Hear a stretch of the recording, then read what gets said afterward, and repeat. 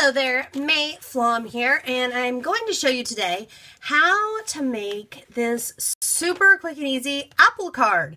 And this actually at this point is a card front. I still need to mount it, but all the fun is there, and all that I had was some color mediums, blank white cardstock, and of course my ScanNCut machine. Now this is a lot of fun because I really like to do special thank yous, and this one was a lot of fun. Let me show you what I did. First of all, I just went in here into pattern. There's a great apple. Now I'm going to pick the size. I'm going to go with, let's go with 4 1/4 inches. Okay, now this is where it gets really easy. So you pick which part. I'm going to pick the apple body. If you wanted to, set how many you want, all of that good stuff. Now when we click on add, it's going to take us back so we can pick the other part. And here's the part I really love. It automatically is giving you the size that would be appropriate. So I could have these separate, put in 2 different little scraps of paper for the sizes I wanted, and go from there. I could.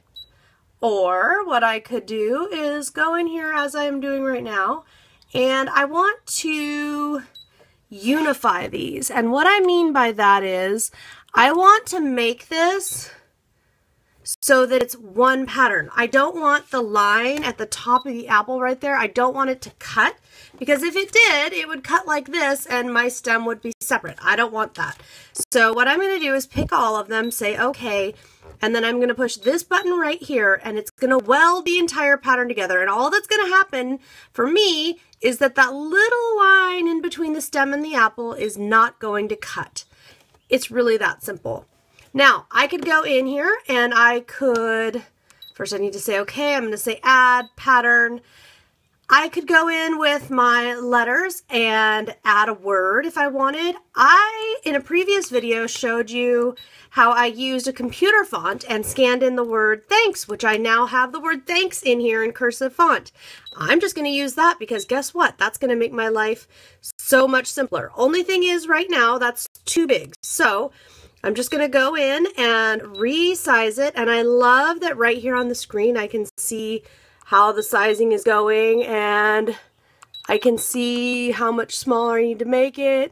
I can kind of resize it a bit there as needed, move it around, and I think that's okay. But look, I can go in here and really take a look at it, and if I'm good with that, here's what we're going to do. We're going to go in here again, select all, only this time instead of that, because if I push the welding button, it's going to erase the word thanks, and I don't want that.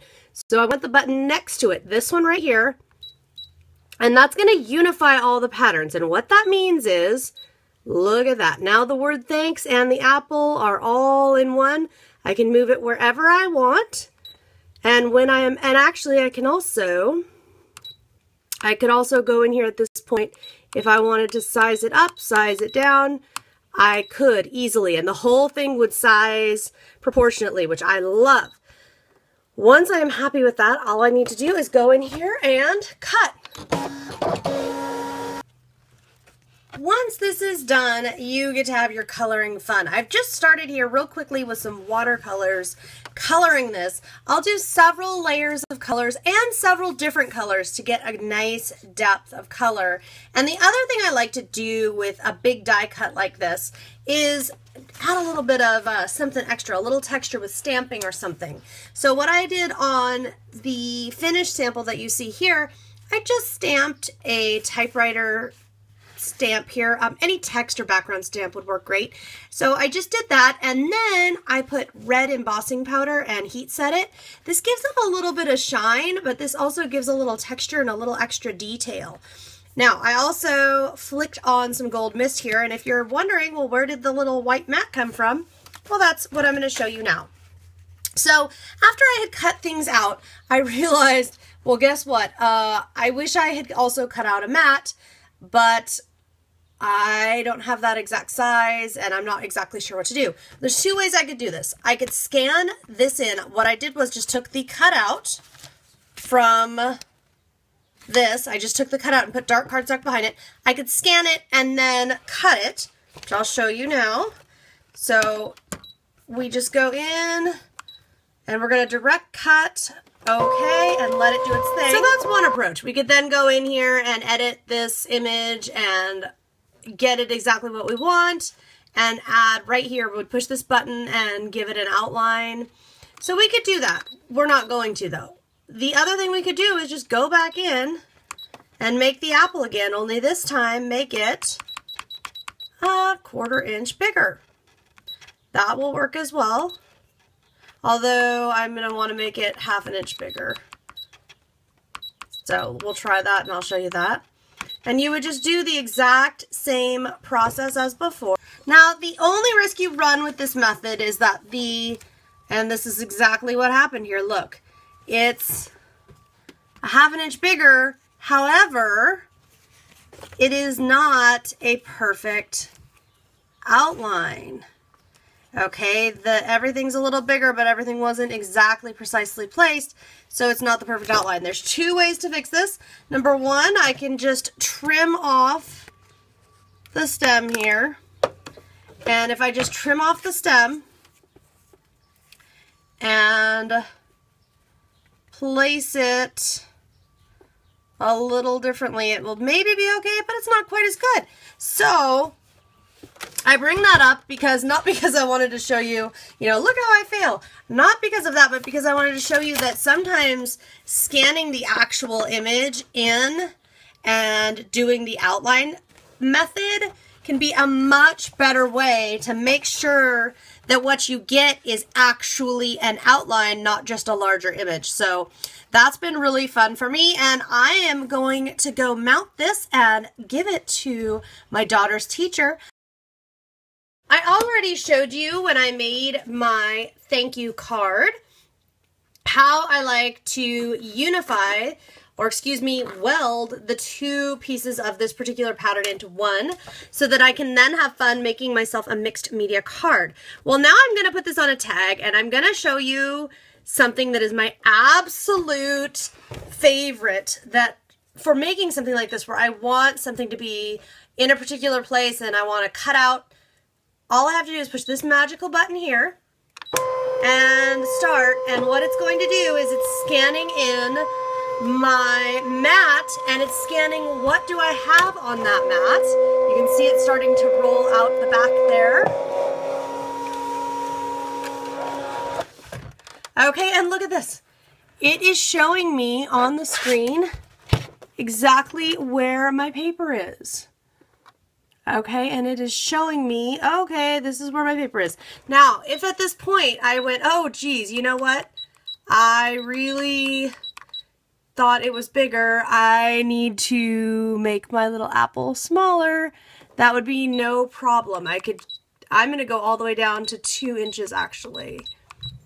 And I love that. I love that I can look and see where things are, where I want them to be, say okay, and when I am ready, go ahead and cut.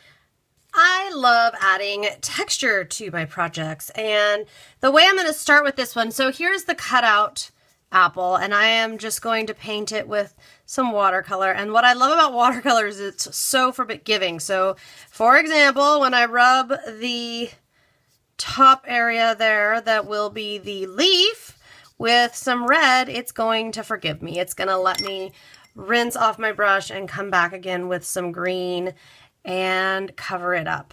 You might notice the pattern on here. I went ahead and stamped just with some black ink, and I just used a permanent ink that would not run or react with fluids mediums, and it's the same stamp that I used here, and I just wanted to do it a little differently here. I haven't decided if I'm going to put this back onto here or what exactly is going to happen there.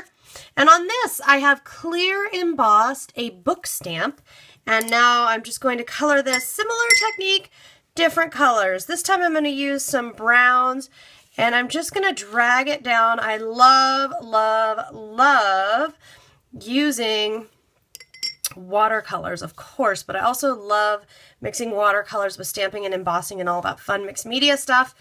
Just mixing and matching of things that don't normally necessarily go together, because I'm always surprised by the results, delighted by the results, and I just keep dipping into more water here to get a nice coverage. And I'm going browns with this, because I want to have some interesting color, some interesting texture, and I want it to have kind of a vintage feel. This is going to be this one's going to be, I believe, for a male teacher. It'll depend on which girl picks which tag or card for their teacher.